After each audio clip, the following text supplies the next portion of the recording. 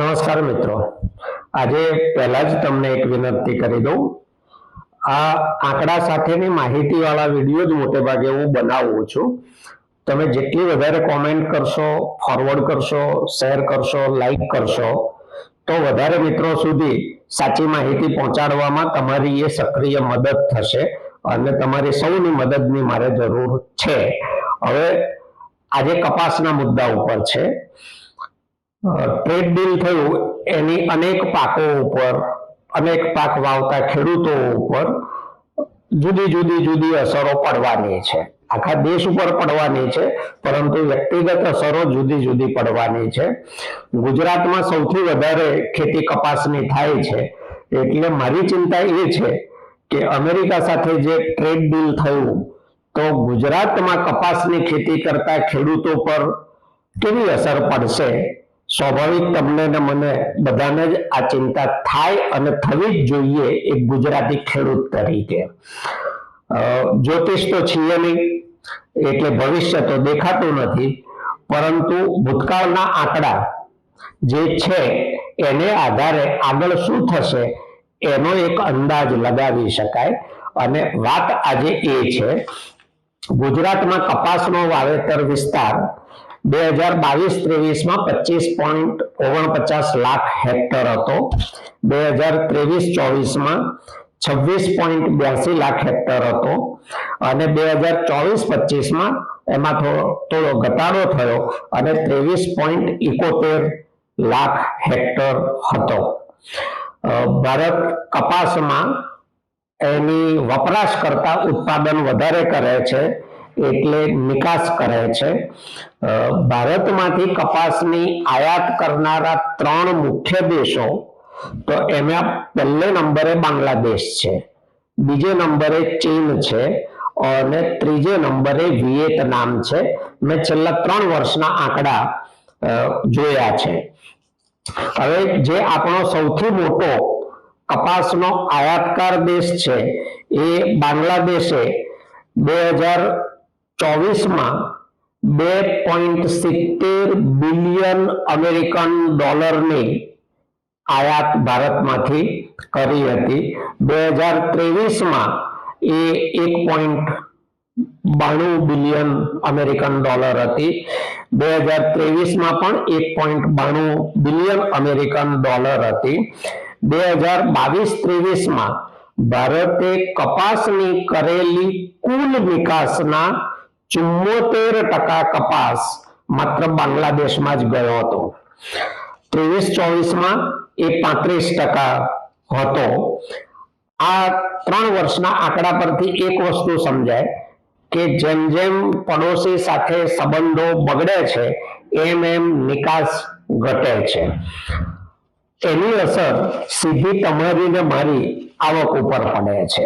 2023-24 માં ભારતમાંથી કુલ નિકાસના 35% જે કરી બાંગ્લાદેશે આયાત એ 1.92 બિલિયન ડોલર હતી. હવે આ ટ્રેડ ડીલથી ભારતના એમાં ગુજરાતના કપાસના ખેડૂતને શું અસર થાય? તો ટ્રેડ ડીલ અમેરિકાએ ભારત સાથે પણ કર્યું છે અને બાંગ્લાદેશ સાથે પણ કર્યું છે. બાંગ્લાદેશમાં કાપડ ઉદ્યોગ ખૂબ મોટા પ્રમાણમાં છે અને એ તૈયાર કપડાની નિકાસ અમેરિકા સહિત ઘણા દેશોમાં કરે છે, પરંતુ ત્યાં કપાસ બહુ પાકતો નથી, એટલે કપાસ ઉપર એ બીજા દેશો ઉપર આધાર રાખે છે. તો એમાં એનો સૌથી વધારે આધાર ભારત સાથે સરહદથી જોડાયેલું હોવાને કારણે અને અગાઉ સંબંધો બહુ સારા હોવાને કારણે સૌથી વધારે કપાસ ભારતથી આયાત કરતું હતું. અમેરિકા સાથે બંને દેશોના ટ્રેડ ડીલ થયા, એમાં ફરક એટલો છે કે બાંગ્લાદેશ સાથેના ટ્રેડ ડીલમાં બાંગ્લાદેશ જે વસ્તુ અમેરિકાથી આયાત કરે કાચો માલ અને પાકો માલ અમેરિકા મોકલે એના ઉપર 0% ડ્યુટી લાગશે, એવી એમના ટ્રેડ ડીલમાં જોગવાઈ છે. હવે બાંગ્લાદેશે ક્યાંકથી તો કપાસ લેવાનો છે, તો એ ભારતને બદલે અમેરિકાથી કપાસની આયાત કરશે, કારણ કે અમેરિકા પણ કપાસની મોટા પાયે નિકાસ કરે છે અને ભારતના કપાસ કરતા અમેરિકાનો કપાસ સસ્તો પડે છે. એટલે બાંગ્લાદેશને ડબલ ફાયદો છે. અમેરિકાથી ઝીરો ડ્યુટીમાં કપાસ લાવશે જે સસ્તો મળશે, સામે તૈયાર કપડા કરીને ઝીરો ડ્યુટીમાં અમેરિકામાં નિકાસ કરશે. આમાં બાંગ્લાદેશનો ફાયદો એ છે કે એને તો જે એનો ટેક્સટાઇલ ઉદ્યોગ છે, એનો જે રેડીમેડ કપડા બનાવવાનો ઉદ્યોગ છે, જેમાં મોટા પ્રમાણમાં રોજગાર છે, એનો રોજગાર તો રહેશે જ, ચાલુ રહેશે. ઉપરાંત એને અમેરિકાનું એક વધારાનું બજાર મળશે 0%, જ્યાં પહેલા એ ડ્યુટી ચૂકવતું હતું તૈયાર કપડા ઉપર. એટલે સસ્તો કપાસ લાવશે, પોતાના લોકોને મોટા પ્રમાણમાં રોજગાર આપશે અને પાછા એ તૈયાર માલની અમેરિકામાં નિકાસ કરી અને ડોલર કમાશે, નફા સાથે ડોલર કમાશે. ભારતમાં સ્થિતિ એ થાય છે કે ભારતમાં અમેરિકાનો કપાસ તો આવશે જ, માત્ર 3 મહિના ડ્યુટી હટાવી દીધી ભારત સરકારે તો કપાસની આયાતમાં 95% વધારો થઈ ગયો હતો. એટલે લગભગ ડબલ આયાત થઈ ગઈ કપાસની, જેના કારણે ભારતના બજારમાં કપાસના ભાવો નીચા જતા રહ્યા હતા.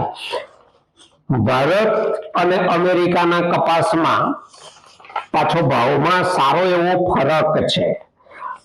મેં 2 વર્ષના આંકડા જોયા. 2022-23માં ભારતના કપાસનો ભાવ ક્વિન્ટલનો બજારમાં 17,500 હતો, જ્યારે અમેરિકન કપાસ 13,000 થી 15,000 મળતો હતો. 2023-24માં ભારતમાં કપાસ 15,600 ની આસપાસ હતો, જ્યારે અમેરિકન કપાસ 12,600 થી 14,800 મળતો હતો.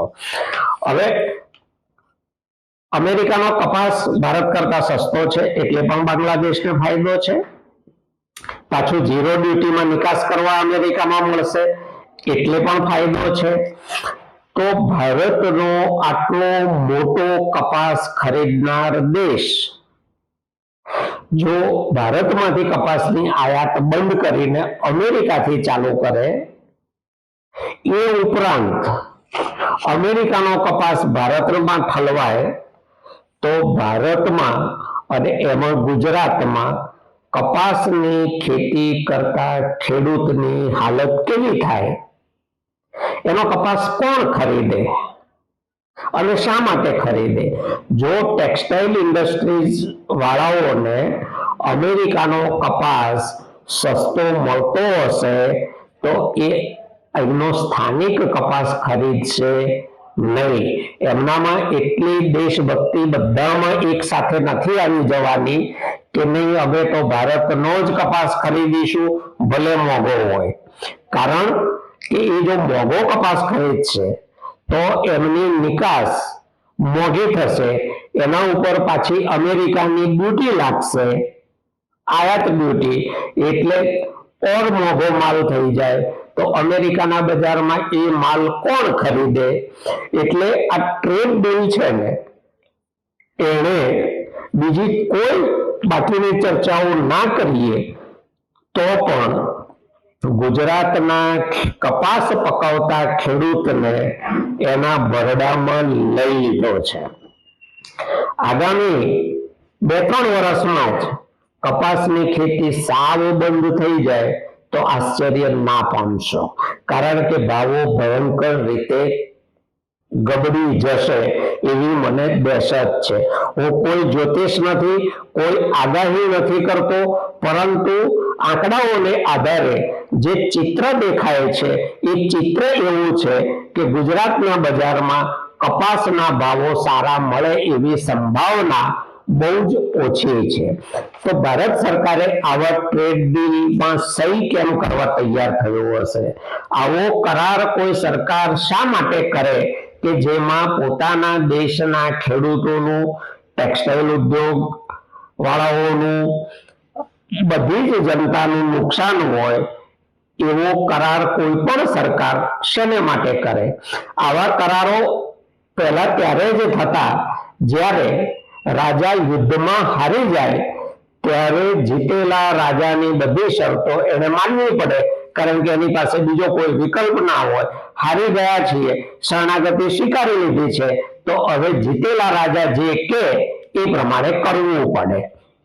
યુદ્ધોમાં પણ રાજાશાહી પછી પણ યુદ્ધોમાં પણ એવું જ હોય છે કે જે દેશ જીતે અથવા જે દેશનો હાથ ઉપર હોય એ દેશની શરતો જે દેશનો હાથ નીચે હોય એને માનવી પડે છે. ચાહે આપણું બાંગ્લાદેશ સાથેનું યુદ્ધ હોય, પાકિસ્તાન સાથેનું યુદ્ધ હોય, અમેરિકા અનેક જગ્યાએ ઈરાકમાં, અફઘાનિસ્તાનમાં એને જે યુદ્ધો કર્યા છે એમાં, અત્યારે યુક્રેન રશિયામાં પણ ધારો કે વાટાઘાટો ચાલે છે તો રશિયાનો હાથ ઉપર છે એટલે એ એની શરતો લાદે છે, એટલે વાટાઘાટો લાંબી થાય છે. તો આપણે શું હારી ગયા અમેરિકા સાથે કે આપણે અમેરિકાની શરતો માનીને આપણા લોકોને નુકસાન થતો કરારમાં સહી કરવી પડે. આ જ્યારે વિચારતો હતો ત્યારે મેં અનેક જગ્યાએ બાળપણમાં આ વાત સાંભળેલી વડીલોના મોઢે કે જેનો વડો ચરિત્રહીન હોય, ચરિત્ર અહીંયા હું વ્યાપક અર્થમાં બોલું છું, જેનો વડો ચરિત્રહીન હોય એ ચાહે ઘર હોય, ગામ હોય કે રાજ હોય, બરબાદ કરી ન જ છોડે, એ બરબાદી જ લાવે, એ બરબાદી સિવાય કઈ લાવી ન શકે. એ આબાદી ક્યારેય જનતા માટે, ઘર માટે કે રાજ માટે ના લાવી શકે.